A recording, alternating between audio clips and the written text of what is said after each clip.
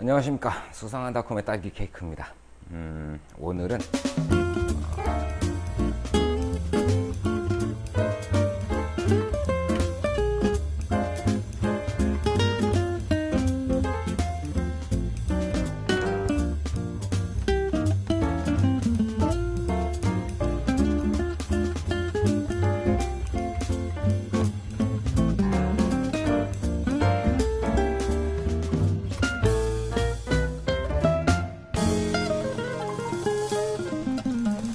안녕하십니까. 수상한 닷컴의 딸기 케이크입니다.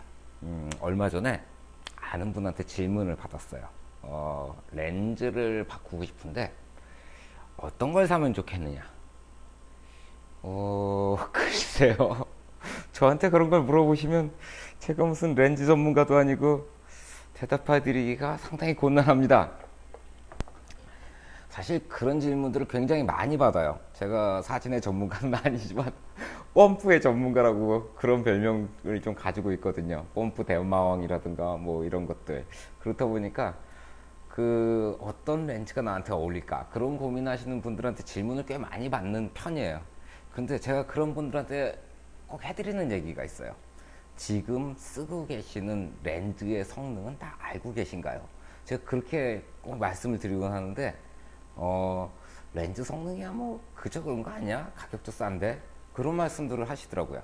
그런데 생각보다 그 렌즈 성능이라는 게 가격과는 그렇게 관계가 없어요. 일단 자기 렌즈의 성능을 정확히 알게 되면 그때는 이제 새로운 렌즈를 사는데 어떠한 그 가이드가 될 수가 있겠죠. 내가 쓰던 렌즈는 이랬으니까 새로 사는 렌즈는 이런 걸 사면 좋겠다. 뭐 그런 식으로 계획을 짜실 수가 있을 거예요.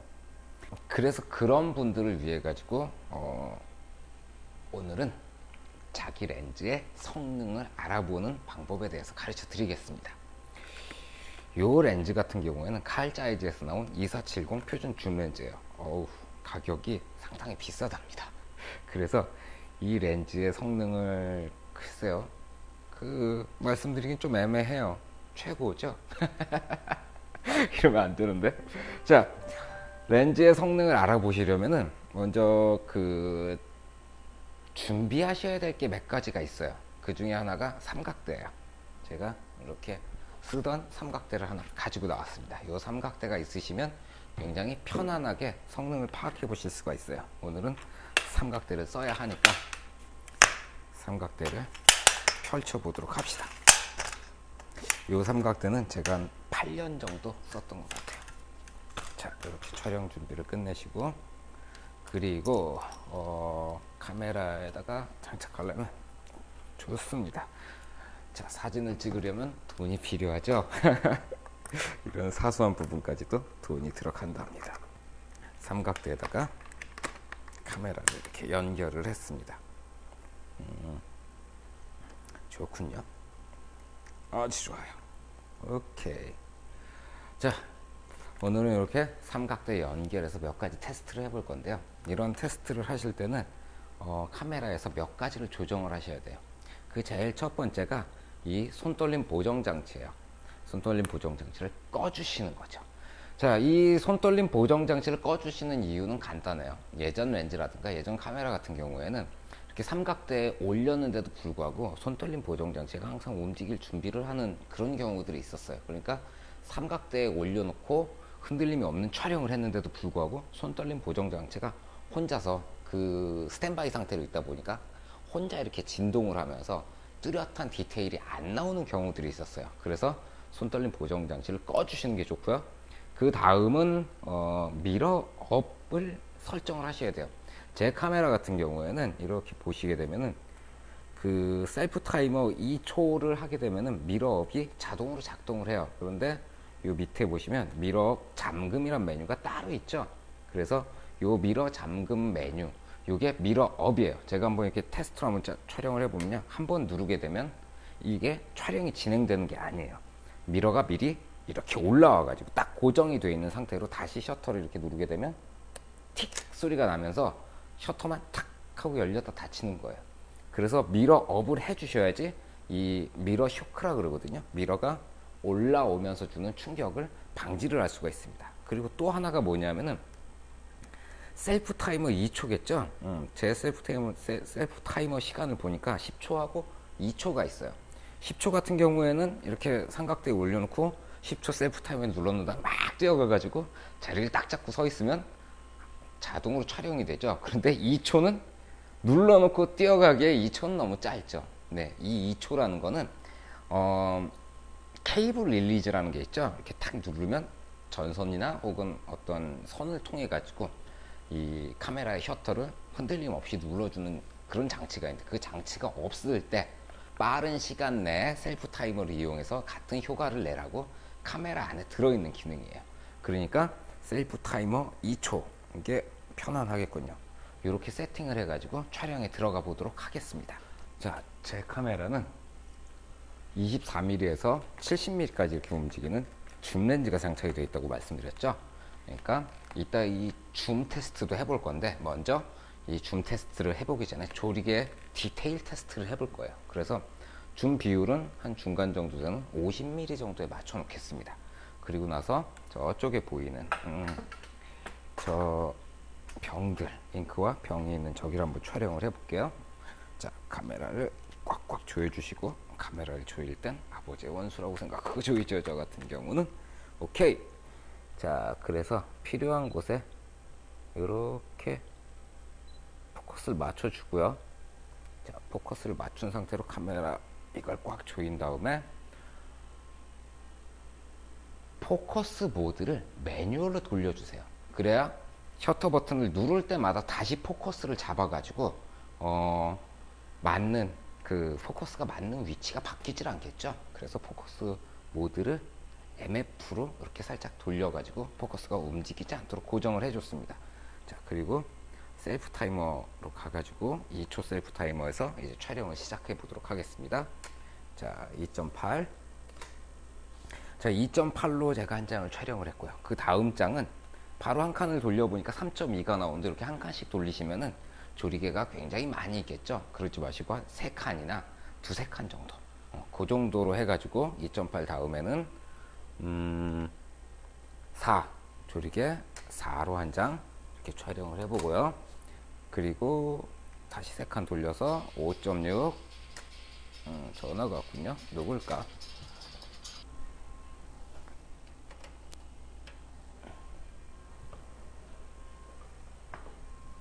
메모리 카드를 컴퓨터에 꽂았더니 제가 좀 전에 촬영한 사진들이 이렇게 쪼로록 나왔죠. 얘들을 한번 이렇게 끌어내 보도록 하겠습니다. 순서대로 계속 이렇게 사진이 나왔죠. 요 윈도우 뷰어를 보니까 여기에 100% 크기로 확대해서 보기가 있어요. 이런 식으로 해가지고 요거는 22, 요거는 16, 그리고 그 뒷사진은 11, 요거는 8이 되겠죠. 8, 그리고 5.6, 4 바로 앞에 있는 게 2.8. 자, 이렇게 해가지고 제가 촬영한 이미지들을 100% 크기로 가장 큰 사이즈로 해가지고 이렇게 끝내놨어요. 보니까 이건 제일 마지막, 그러니까 제일 처음에 찍은 사진이니까 조리개가 2.8이겠죠. 포커스가 맞은 부분은 여기 글씨가 써 있는 부분이고요. 이 글씨가 써 있는 부분들을 이렇게 비교를 해보니까 이 녀석보다는 이 녀석이 훨씬 더 뚜렷하게 잘 보이죠. 그리고 이 녀석하고 이 녀석을 비교해 보니까 이것도 디테일이 그렇게 안 좋고, 이것도 이렇게 같이 덮여놓고 보니까 요거보단 요게 조금 더 낫네요. 그럼 요거 지워주고 요거랑 요거랑 이렇게 두 개를 비교해 보니까 얘도 별로 안 좋고, 좋군요. 오케이. 이거랑 이렇게 세 개를 놓고 보니까 이거는 안 좋군요. 그래서 이것도 그렇게 좋지가 않네요. 그러면 얘는 잠깐 냅두고요. 얘랑 보니까 이쪽이 가장 디테일이 좋아 보이는군요. 뭐 정확하게 이렇게 소프트웨어를 이용해 가지고 뭔가를 파악하는 방법도 있지만, 이렇게 눈으로 보셔도 충분히 결과를 확인하실 수가 있겠죠. 자, 제가 2장을 남겼는데 누가 뭔지 전혀 모르겠어요. 그래서 이 화면 대고 마우스 오른쪽으로 클릭하시면 제일 밑에 속성이라고 있거든요. 속성을 클릭하세요. 그러면 이런 표가 뜨고 거기에 일반이 있고 자세히라고 써진 탭이 있어요. 자세히를 클릭을 해보시면 제가 이거를 뭘로 찍었는지 그게 보여져요. 어우, 이거는 조리개를 8로 썼네요. F8. 오, 좋군요. 조리개 8에서 가장 뛰어난 디테일이 나오고, 그리고 이거는 이렇게 확인을 해보니까 속성 자세히 보니까 조리개를 22로 했더니 좀 부드러운, 그러니까 남들은 이런 걸 보고 좀 날카롭지 않다고 싫어하지만 전 부드러운 이미지를 굉장히 좋아해요. 이렇게 부드럽게 촬영된 거를 인물사진 같은 데 써주면은 써먹을 것이 많겠죠. 아무래도 사진이 부드러우니까. 너무 날카로우면 얼굴에 잡티라든가 뭐 이렇게 보여지지 않아야 될 부분까지 다 보여지게 될 거 아니에요. 그래서 저는 이런 부드러운 걸 굉장히 좋아해요. 자, 다음은 줌 테스트를 해볼 거예요. 줌 테스트를 하실 때는 어떻게 하냐면은 이렇게 70mm 최대 망원에서 촬영을 하게 되면은 어떤 일정 사이즈가 있겠죠. 그리고 다음은 50mm로 촬영을 할 거예요. 그러면 70mm로 촬영했을 때보다 50mm를 보게 되면 상이 좀 작아지겠죠. 그 작아진 만큼 앞으로 다가가서 같은 크기가 되도록 만들어 주시면 되는 거예요. 자, 그럼 지금부터 제가 한번 촬영을 해보도록 할게요. 아까 촬영할 때 조리개 8에서 가장 뛰어난 결과물이 나왔었죠. 이 렌즈 같은 경우. 그래서 조리개 8에 A 모드에 놔주시고 마찬가지로 셀프 타임으로 해가지고 촬영을 해보도록 하겠습니다. 자, 70mm. 오, 좋아요. 자, 70mm 촬영을 했고, 다음은 50mm. 50mm로 하니까 피사체가 좀 작아졌죠. 당긴 만큼 쫓아가가지고 비율을 맞춰주시고 다시 포커스를 잡고 셀프 타임으로 얍! 촬영을 하고, 다음은 35mm. 35mm로 살짝 다가가서 조금 더 가야 되겠군요. 좋습니다. 그래서 맞춰주시고, 그리고 셔터를 눌러서 촬영을 해주시고요. 마지막 24mm.